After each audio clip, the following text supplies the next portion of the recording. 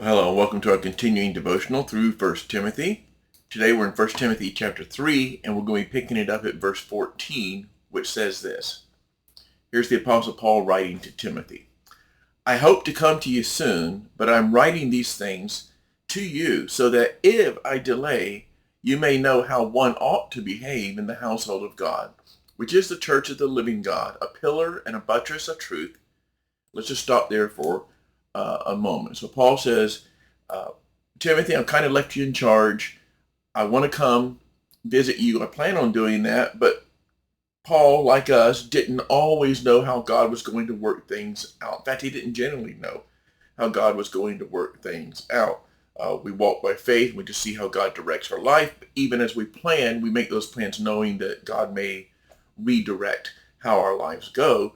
But Paul is very concerned that the people of God, Christians, live the way they should live. And he says, so I want you to know how they, first of all, how they ought to behave. There is a behavioral expectation for those who are members of the household, that is the family of God. Sometimes in our world today, people get upset if you lay down any kind of moral standards, expectations.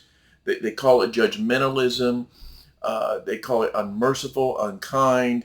What right have you to say these things? But Paul said there's a certain way, a standard by which Christians ought to live. If you're going to call yourself a member of the family of God, if you identify as a Christian, there's moral behaviors, there's loving behaviors that are expected of you. Now we may fall short of those, but that does not change how we ought to behave, because we are the church. Church just means assembly, the gathered ones of the living God. So whatever may happen in other belief systems, other religions, those are all false. But we are membership, our family, our connections to the living God, to the true God.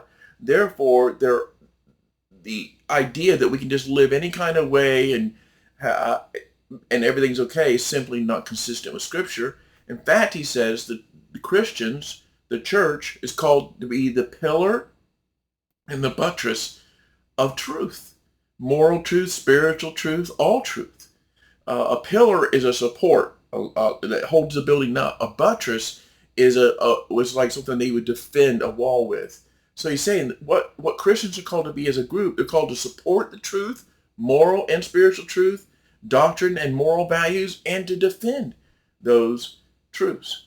And from there he expresses what appears to have been, starting in verse 16, some kind of well-known hymn, well-known confessional creed of some type, all about Jesus, where he says this, because this is the main truth. This is the big truth that we want to support and we want to defend.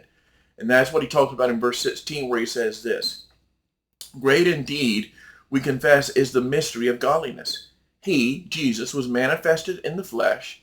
He was vindicated by the Spirit. He was seen by angels, proclaimed among the nations, believed on in the world, taken up in glory. So he says, here's this ultimate truth is Jesus himself that we need to confess. And he gives several truths about Jesus. And there's debate about what the exact meaning, we know the general meaning, but the exact meaning might be, and whether this is chronological or non-chronological. I don't have time to get into all of that. Let's just look at the main ideas. First of all, Jesus was manifested in the flesh. He is divine. He comes from heaven, and he's incarnated. That is manifested in the flesh. So he is God in the flesh. He's not like us in that sense. He's fully human, but he's also fully God. Second, he was vindicated by the Spirit. It means he was proven to be who he was by the Spirit. Both the miracles he did by the Spirit's power and his resurrection by the Spirit's power vindicate who he is.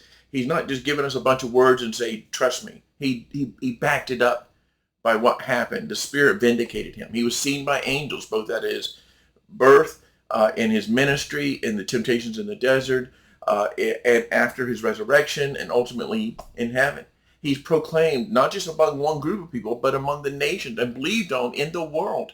That's the ministry that we have. Go into all the world and make disciples. And he ascended and now reigns at the right hand of God. He was taken up in glory. Now, we covered that really quick, and each one of these truths is a deep theological truth that we could reflect upon, but I just wanted to get you the main idea that as Christians we ought to behave a certain way, and we ought to support both moral and spiritual truth. And the big truth that we ought to proclaim and be a pillar of, a supporter of, and a defender of is Jesus himself. Hope you will consider these things. Have a blessed day.